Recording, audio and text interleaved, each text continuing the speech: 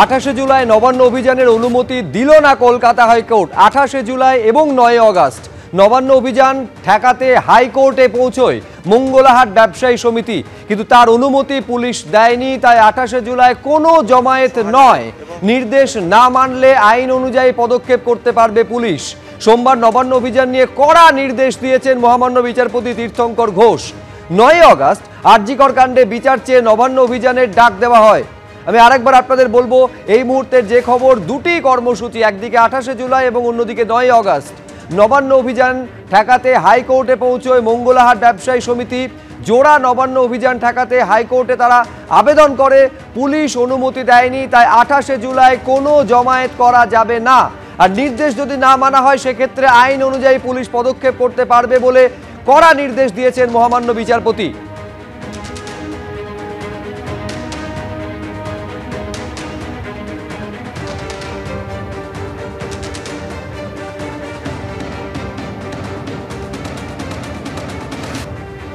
আপনারা জানেন যে 9 আগস্ট অভয়াকাণ্ডের 1 বছর পূর্ণ হচ্ছে। দুটো কর্মসূচি নেওয়া হয়েছিল, একটা 28 জুলাই এবং আরেকটা 9 আগস্ট। দুটো অভিযান ঠেকাতেই আদালতে পৌঁছেছিল মঙ্গলাহাট ব্যবসায়ী সমিতি, কিন্তু স্পষ্ট জানিয়ে দিচ্ছে কলকাতা হাইকোর্ট, যেহেতু পুলিশ এখানে কোনো পারমিশন দেয়নি, কোনো অনুমতি দেয়নি, তাই 28 জুলাই কোনো জমায়েত করা যাবে না। আর নির্দেশ যদি না মানা হয় সেক্ষেত্রে পুলিশকে এই অধিকার দেওয়া হয়েছে আইন অনুযায়ী পদক্ষেপ করার। আমি আরো বিস্তারিত জানবো পুরো ঘটনা সম্পর্কে। রাজশ্রী দত্তগুপ্ত আমাদের প্রতিনিধি নিউজরুম থেকে সরাসরি রয়েছেন। রাজশ্রী, ঠিক কি আবেদন, ব্যবসায়ী সমিতির আপত্তির জায়গাটা কোথায় এবং কোর্ট কি বললো আজ?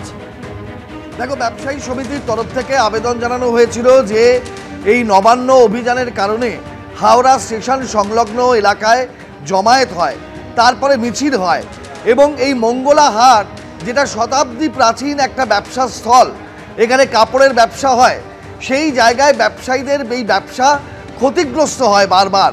এবং এই যে আসন্ন নবান্ন অভিযানের ডাক দেওয়া হয়েছে, সেই দিনগুলোতেও তাদের ব্যবসা ক্ষতিগ্রস্ত হবে এবং ব্যবসায়ীরা আর্থিকভাবে ক্ষতিগ্রস্ত হবেন এবং তাদের এই ব্যবসা বারবার ব্যাহত হচ্ছে।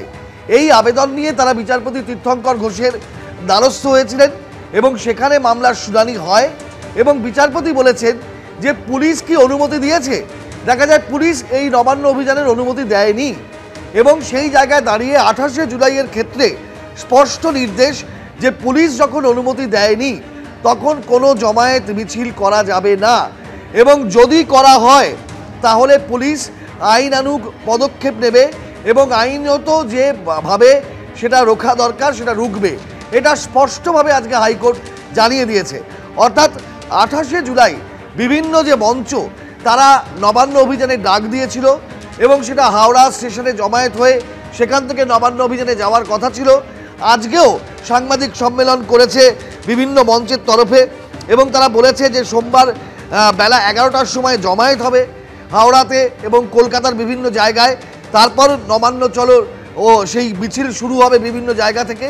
কিন্তু মঙ্গলাহাট ব্যবসায়ী সমিতির যে আবেদন, এই আবেদনের ভিত্তিতে 28 জুলাইয়ের নবান্ন অভিযানের ক্ষেত্রে হাইকোর্টের স্পষ্ট নির্দেশ, কোনো জমায়েত কোনো মিছিল করা যাবে না। পুলিশ অনুমতি দেয়নি, যখন পুলিশ যেহেতু অনুমতি দেয়নি তাই হাইকোর্ট এই নির্দেশ দিয়েছে। এবং শুধু তাই নয়, মিছিল জমায়েত করলে পুলিশ আইনানুগ পদক্ষেপ করবে, এটাও স্পষ্ট ভাষায় হাইকোর্ট জানিয়ে দিয়েছে। এরপরে 9 আগস্ট আরও একটা নবান্ন অভিযানের ডাক দেওয়া হয়েছে পশ্চিমবঙ্গ ছাত্র সমাজের তরফ থেকে, এবং সেই দিন বিরোধী দলনেতা শুভেন্দু অধিকারী এবং আরজিকরে নিহত তরুণী চিকিৎসকের বাবা মা সকলে ওই অভিযানে সামিল হওয়ার কথা।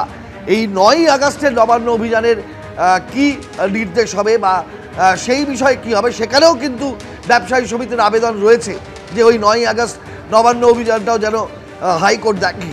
সেই জায়গায় হাইকোর্ট কিন্তু আজকে স্পষ্টভাবে কিছু বলেনি।